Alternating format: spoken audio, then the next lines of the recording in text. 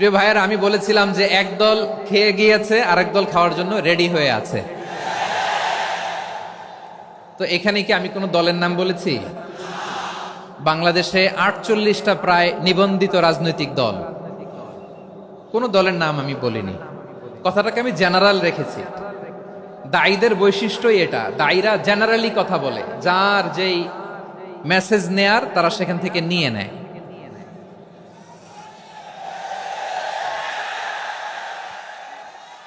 তো কোনো দল এটা নিয়ে কোনো কথা বলল না, আপনারা এটাকে নিজের গায়ে যে মাখালেন, এটা ঠিক হয়নি। আমি বলবো যে এটা খুবই অনভিপ্রেত হয়েছে। কোনো দলকে টার্গেট করে বা কোনো দলের পক্ষে আমরা কখনো কথা বলি না।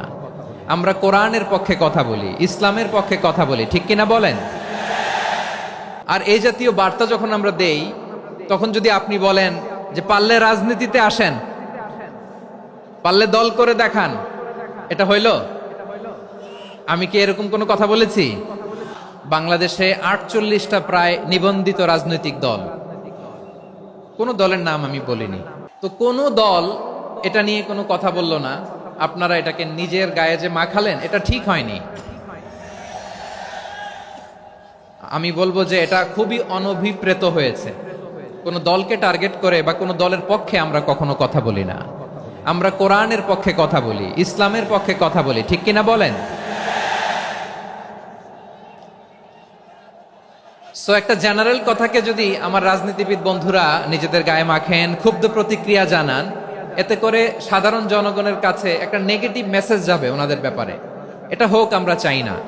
এদেশের যত এই যে আমার ভাইয়েরা, এই যে আমি এই যে কথা বলতেছি, সাদা টুপি, ও আচ্ছা আচ্ছা, চলে যাবেন না? একটু জায়গা দিয়ে দেন ওনাকে।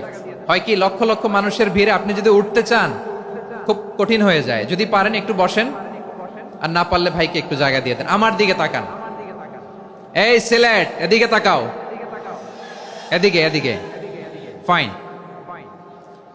তো আমার প্রিয় রাজনীতিবিদ বন্ধুদের আমি বলবো, কথাটা ছিল ভেরি জেনারেল, এটা নিজেদের গায়ে মাখানোর কোনো দরকার নাই। আমরা এই যে এক্সিস্টিং যে রাজনৈতিক চর্চা, এটা থেকে আমরা বেরিয়ে আসতে চাই। আমরা চাই না এদেশে চাঁদাবাজি, দখলবাজি থাক, ঠিক কিনা বলেন? এদেশে কোনো দুর্নীতি থাক, টেন্ডারবাজি থাক, এগুলো আমরা চাই। আই হেট পলিটিক্স একটা জেনারেশন আছে, এই বেশিরভাগ জেন জি অফ সিলেট, এরা আই হেট পলিটিক্স জেনারেশন। এরা পলিটিক্সকে পছন্দ করে না। তো কেন করে না, এর দায়ভার আমাদের আছে না নাই? আছে। এবং আমরা দেখেছি ক্ষমতার পালাবদল যখন হয়, এক সরকার যায় আরেক সরকার আসে, তখন দুর্নীতির ফিরিস্তি আমরা জানতে পারি, এর আগে জানতে পারি না। প্রতিটা দলের ভেতরেই আমরা এই বাজে চর্চাটা দেখেছি। সো এখন আমাদেরকে শুধরে নেওয়ার সময় এসেছে। এটা এই সুন্দর সময়, নতুন প্রভাতের বাংলাদেশ, নতুন ভোরের বাংলাদেশ, এই সময় আমরা কাদা ছোড়াছুরি যেন না করি।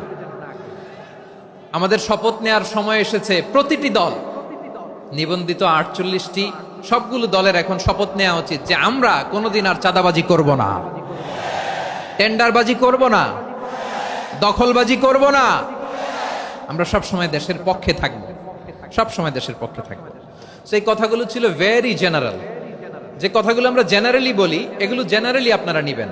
আমার রাজনীতিবিদ বন্ধুদের কাছে এটাই আমার কামনা।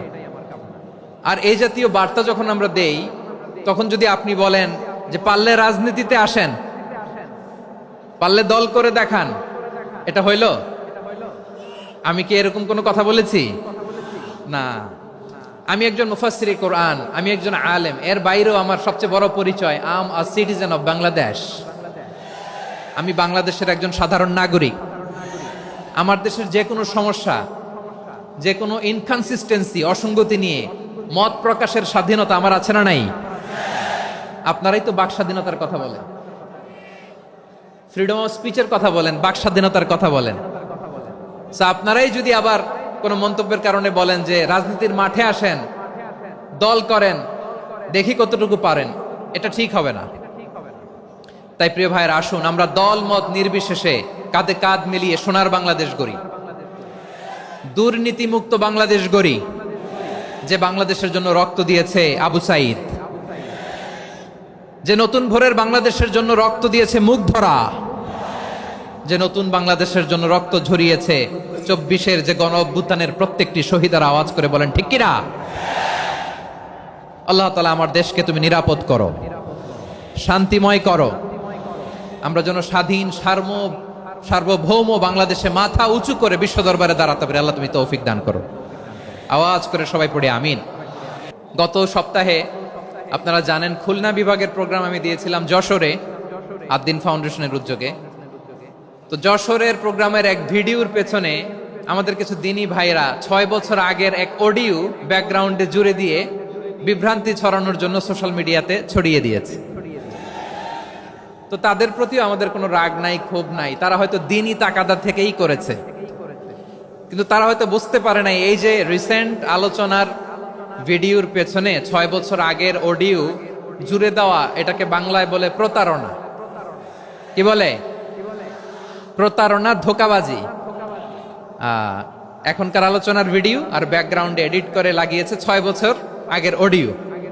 এটারে প্রতারণা বলে, ধোঁকাবাজি বলে। আর বিশ্বনবী বলেন মান গশানা ফালাইসা মিন্না, the person who deceives us he is not among us. যে আমাদেরকে ধোঁকা দেয় সে আমাদের অন্তর্ভুক্ত নয়। তো বিশ্বনবীর এই হাদিস তারা মনে রাখে না। তো এজন্য শুধু বিশ্বনবীর প্রতি সাল্লাল্লাহু আলাইহি ওয়াসাল্লামের প্রতি সেরেফ ভালোবাসা আপনাকে বাঁচাতে পারবে না যদি বিশ্বনবীর আদর্শ আপনি গ্রহণ না করেন।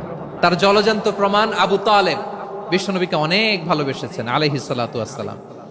পলিটিক্যাল শেল্টার, ফিনান্সিয়াল শেল্টার, সব ধরনের শেল্টার তিনি দিয়েছেন, কিন্তু বিশ্বনবীর আদর্শ মানেন নাই। মুক্তি মিলবে? হ্যাঁ, আওয়াজ করে বলেন, আবু তালেবের কি মুক্তি মিলবে? তাহলে সেরেফ ভালোবাসা আপনাকে বাঁচাতে পারবে। ভালোবাসার পাশাপাশি বিশ্বনবীর আদর্শকে মেনে নেওয়ার দরকার আছে না নাই? তো যারা এই সমস্ত কাজ করেন আমাদের ভাইয়েরা, তাদের জন্য আল্লাহ তাআলার কাছে আমরা হেদায়েতের দোয়া করি। আবার আমি দেখেছি আমার গত সপ্তাহের যশোরের আলোচনার একটা লাইনকে কেন্দ্র করে আমাদের অনেক রাজনীতিবিদ বন্ধুরা অনেক ক্ষুব্ধ প্রতিক্রিয়া দেখাচ্ছেন। ওই কথাকে নিজেদের গায়ে টেনে, নিজেদের গায়ে মেখে ওনারা ক্ষুব্ধ হয়েছেন।